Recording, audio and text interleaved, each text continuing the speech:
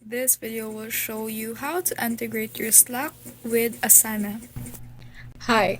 So, to be able to integrate your Slack with Asana, to streamline your team communication and task management, you need first to go to your Slack workspace and click on the apps in the sidebar, which you will typically see right here.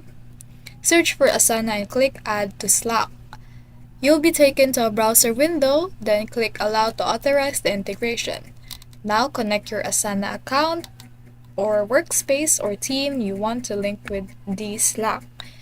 In Slack, you can now use simple commands how do you call this slash Asana then create.